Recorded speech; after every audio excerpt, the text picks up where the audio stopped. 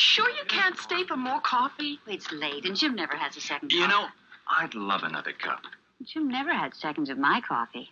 And I made pretty good coffee. But that night, we both discovered U-Ban. Hey, I think I'm going to call this Jehovah never has a second cup of coffee at home. Okay. After that U-Ban coffee commercial. But I thought this was such an interesting topic when you told me about this. I wanted to share it with everybody. So you don't have to give your name, but if you want to. Who am I talking to? This is Nadine. From the 6 screens. Yeah, the regular 6 screens of the Watchtower. And you're somewhere in the West Coast, California coast. Yeah. Yeah, somewhere down over there. I am. And we know, I'm near the beach. And we know, well, we know California people are a little weird, and we're going to talk about that because at the Kingdom Hall, there was a funeral that you recently attended. You want to talk about that? Yeah. Yeah. I went to a memorial service on Saturday, and I wasn't sure if I really wanted to go, but I have a friend that I talked to, and she has a lot of questions. Her dad's an elder, and she has been disfellowshipped herself 3 times, but she's reinstated, and she has a lot of questions about, being a Jehovah's Witness anymore. She's kind of like, I don't know if she's like, what do they call that, where you're in but kind of you're mentally out, physically in but mentally out. So she really wanted me to go. So I was a little nervous about going because her mom was my best friend, and I knew that she was going to be there. And her mom has not been friendly to me for many years. So long story short, I ended up going to the service, and it was pretty interesting. Wow. So just being disfellowshipped 3 times reminds me of the phrase glutton for punishment. But I guess a lot of us were gluttons for punishment as Jehovah's Witnesses. So, I'm not picking on her, but boy, 3 times is a charm. So, so you go to a Jehovah's Witness memorial, somebody's death, but I did. This is different. Why was this different? Well, do you want me to just go straight to what they served afterwards, or do you want me to tell you? Yeah, you start from the beginning, yeah. So you walk in. Okay. Yeah. Okay, I walked in, and so I got there right before it started, and it was very crowded because the woman that passed was 90, and she knew a lot of people, so there were many different congregations that came to this one Kingdom Hall. So I found a seat. I was sitting in the audience, and the brother was giving the talk.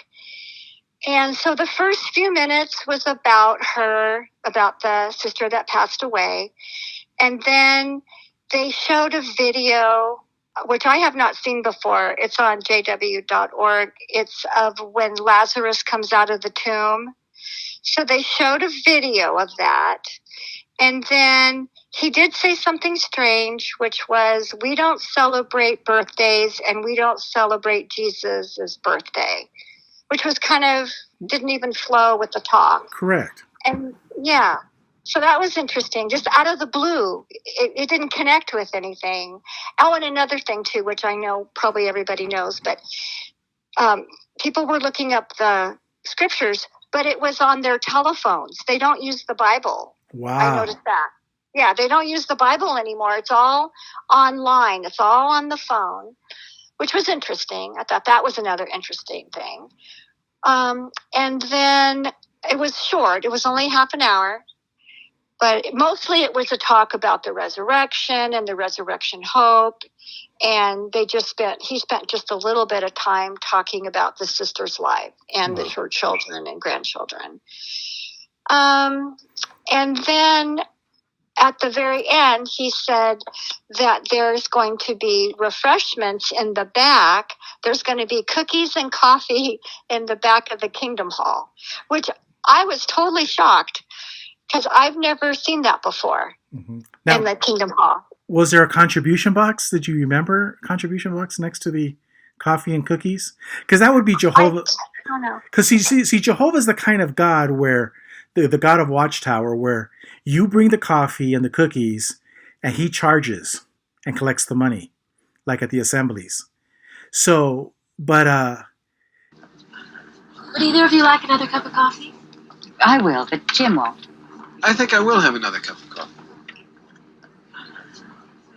Jim never has a second cup of coffee at home. Oh, I should have had that second cup of coffee.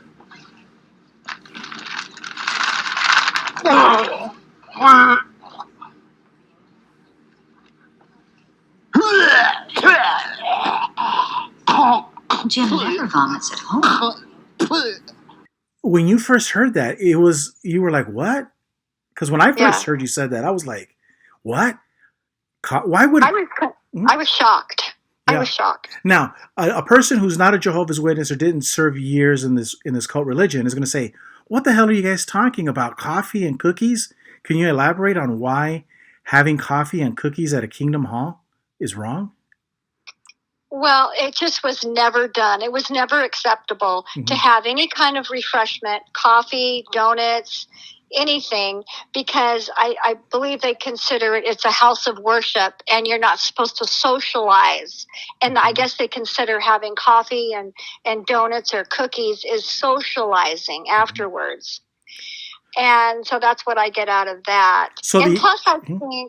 Plus I think that because worldly churches, they offer coffee and donuts to their members, they don't want to be a part of what other religions are. Correct. That's another reason, I believe. So I was completely thrown for a loop. And then my friend who was with me, she said she'd never seen anything like it before.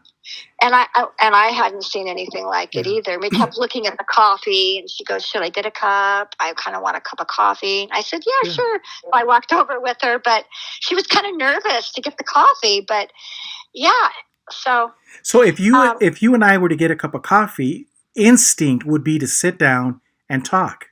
Now, if we had a cup of coffee and cookies, it would be to sit down and talk even longer.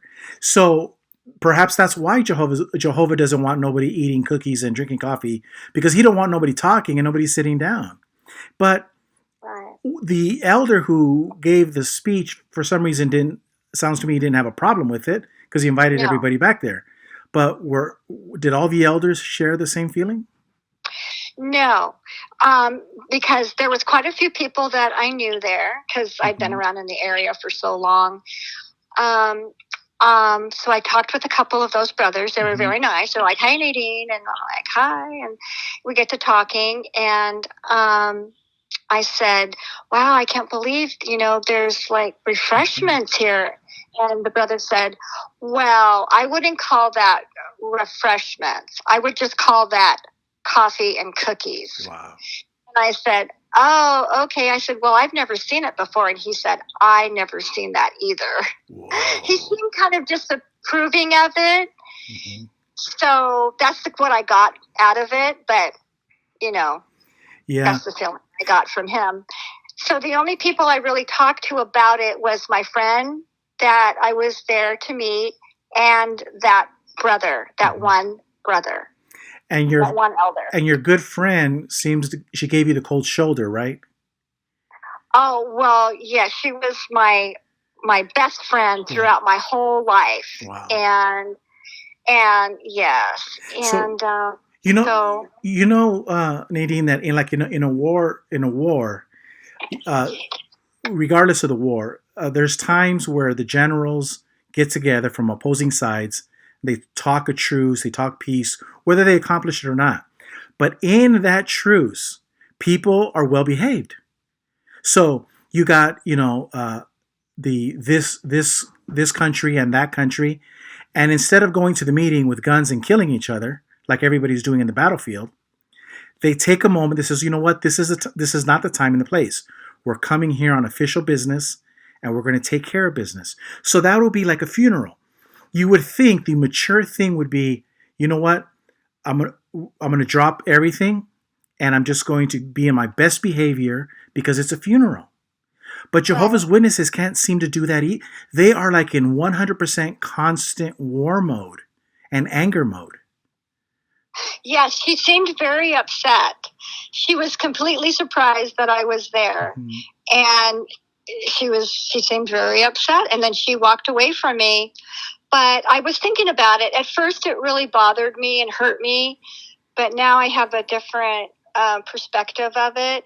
I look at it as she did me a favor. Correct. And I believe now that rejection is protection. Correct. So she rejected me, so that's fine. I really don't need her in my life. I have other people that care about me and love me. Well, I would say, though, we do have to pray for these people because we wish them well, because we know that they're being overcome by powerful forces.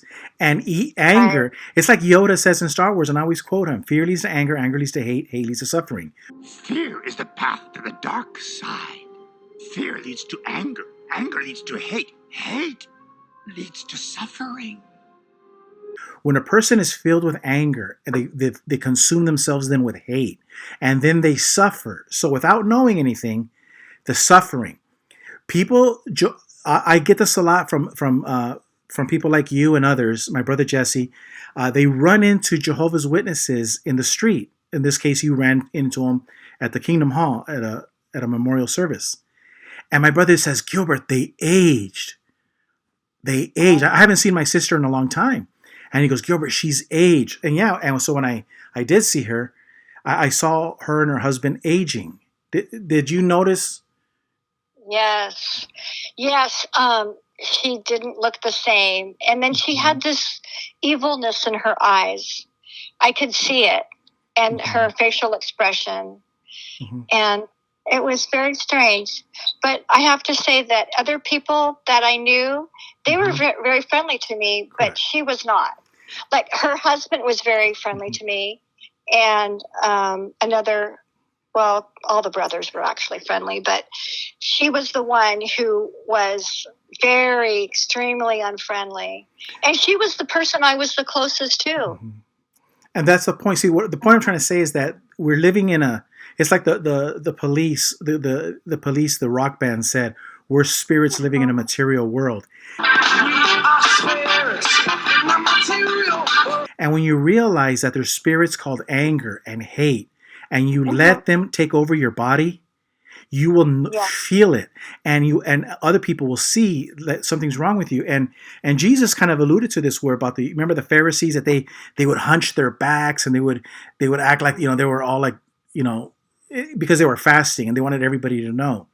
But in their old age, they were ugly people, and it's because you're being consumed. And Watchtower doesn't tell you the truth is that they're giving you spiritual food, but that spiritual food is hate. That spiritual food is anger, and it's evil spiritual food.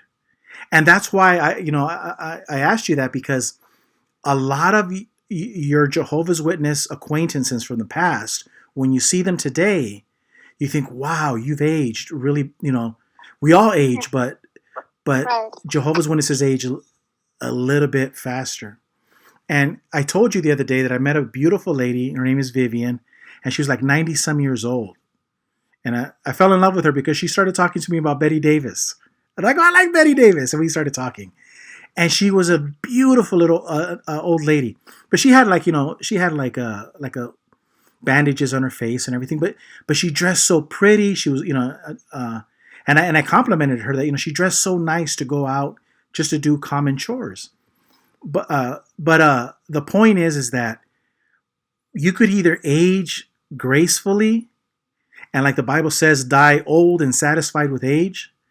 But the Watchtower way is you're aging and you're angry. Right. You're angry because paradise earth didn't come. You're angry because this is not the best life ever. You're angry because your friends are happy and you're not. And that's what you witnessed. And I know we kind of got off the subject with the coffee, but I really think that the coffee. Oh, and the other thing is this: my friend, he's an acquaintance, and he has this truck, and it's a big TV screen on both sides, big truck with TV, with the truck. You've seen those; they're advertising trucks, and he takes them to funerals, and people pay him money, and then they download, all these pictures. And then at the funeral outside, when the family's there, the truck is showing all of the images that the family chose to share. So it's kind of like a movie, but it's a movie that the family made and has it, playing on his truck. So Watchtower has a funeral, and they use it as a commercial for JW.org.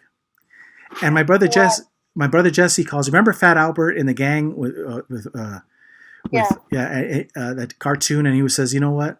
What do you call that? Is no class. No class. They are there's no class religion. Yeah. I was shocked when he played the video. Yeah. That was another thing that shocked me. Correct. Why not a video of her life or her children or grandchildren? Maybe her, at a convention, being happy. Or maybe her out in field service and she's happy. But no, all attention go. Jehovah's an attention hog. Right. And I'm surprised. I bet you if you can go back, there was a contribution box next to the coffee and donut and cookies. Right. Because that's up Jehovah's alley, that he has other people bring it, but he collects the revenue. Right. I know there's a contribution box in the Kingdom Hall. I know that. Yeah. So was there anything else? Because we are at 15 minutes, 16. Is there anything else that you wanted to say about the funeral? Well, do you remember I told you about that other sister that talked to me and how she was so upset because she felt like she was going to be judged about her son's hair? Oh, yeah. What happened? Okay. So I was walking, up to say I'm sorry to the sister that passed, her daughter, which I knew her. I knew the sister's daughter.